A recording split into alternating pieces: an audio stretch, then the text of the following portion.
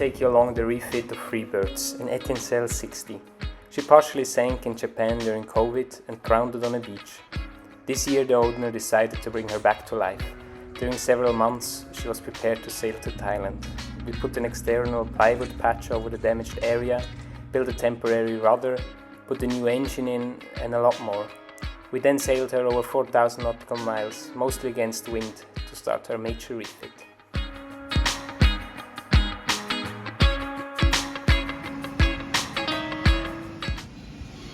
Welcome back to Freebirds Rebirth. So Matt, the owner of the boat, came by this week and had it saying on final shapes and having it a bit less extreme than what I originally thought, with extending this side bit so much further out here.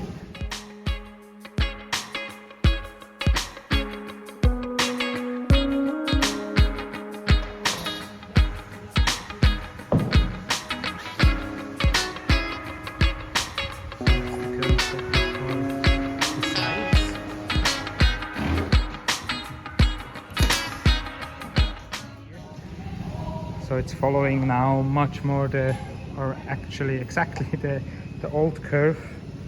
That's where the old cabin top was attached. It's following that and makes a bit of an extreme curve in the front.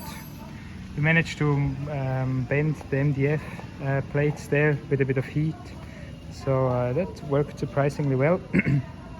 The front, that's the line where it's actually gonna be cut. And in here it will be the new deck. Basically the deck will go further back in, and in here will be that vertical window.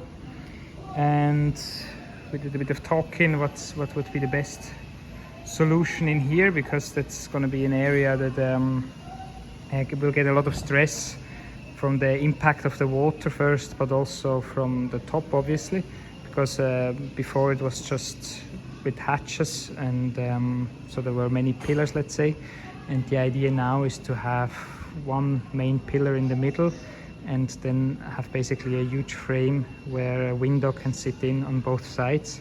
So we're working on some layout plans, and probably we're gonna make the foam double as thick just underneath where that window is or behind where that window will sit.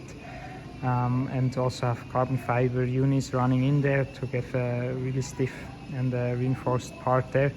And that's all to avoid having just one more pillar in here, because that would be the other option. We could divide it, but this way we have a bigger window.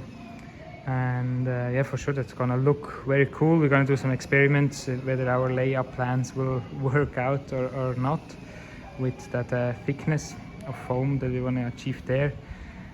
And yeah, it's going to be interesting. Next thing will be to put the foam down. Apart from the planning, what's next to execute is getting all of this 30mm foam down everywhere. It actually behaves super nice. It adapts to the curve fairly nice. It'll be a bit of a challenge up here in front, but that's about it. In the inside, now we can see there's obviously a bit of space lost, or modified, let's say, not lost, used for something else. So that's going to be more or less the new backrest. That comes out about 20 centimeters, I'd say, to the original before. So that's also giving this. We will have to move all of this a bit more forward. All in all, a bit of a smaller cabin in length, but so much more in height and so much more visibility. The windows there on the side, they can then obviously move much more, or just be bigger, move more to the front. Yeah, very curious to hear the internet's opinion on that. So basically the idea for the inside will be to have where the cabin top, or just behind the window, that frame I talked about, to instead of only have the 30mm foam, add another piece of 30mm foam in here, probably like shaped in a triangle, like steep down here, and then moving into the shape of the cabin top, and having that then stiffened up with unis running in this direction, carbon unis from the inside, and also on the top layer of the cabin top, that same layout with unis. Curious, yeah, what the internet thinks about that. Otherwise, here no changes, but let's go down and see more about what happened in the planking. So that's going to be the setup for the lamination. That's going to be the full size of the lamination table. Maybe that's not always needed, so when we not need it, we can actually separate one of the tables away and have space for other things.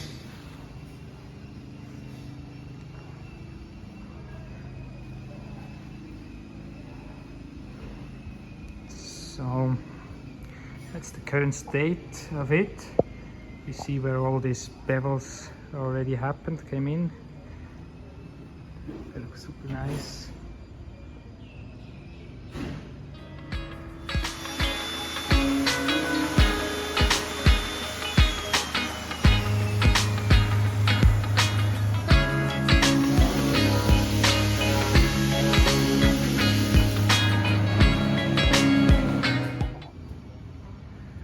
And that's one of these sister bulkheads or false bulkheads. There will be a second one right here, just following that subfloor bulkhead and extending it till about this height.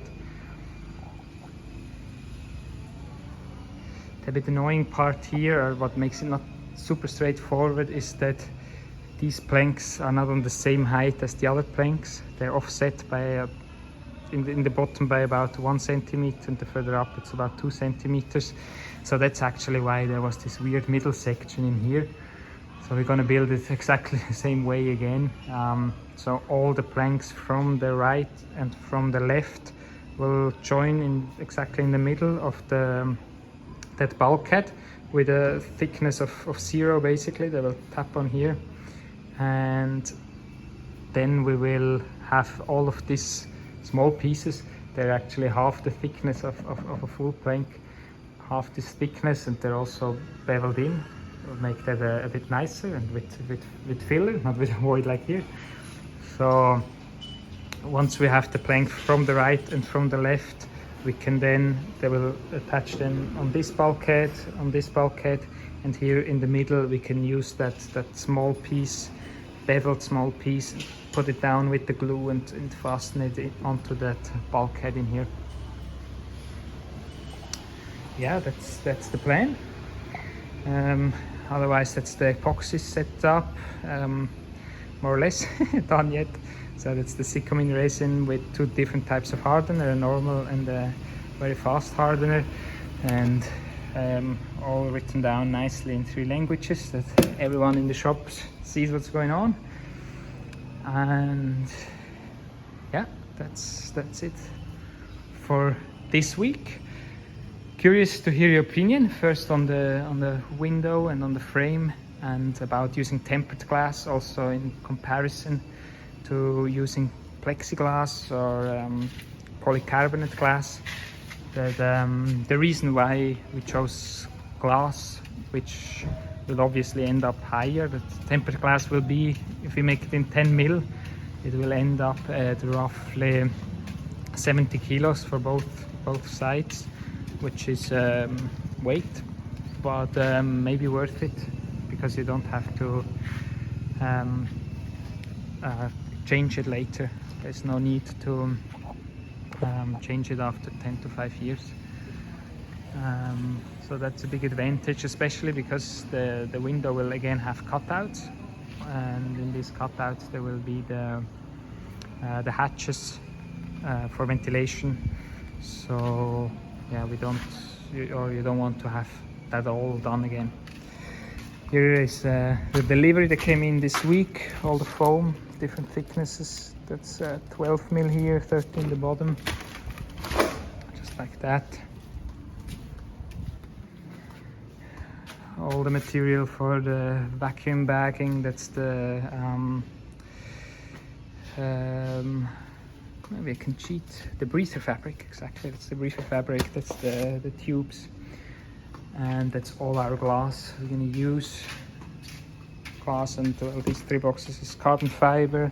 Of that is glass, the 800 and 450. Peel ply, sealing tape, that's easy to cheat, and all the plastic film to put on top of it. Yeah, that's for this week.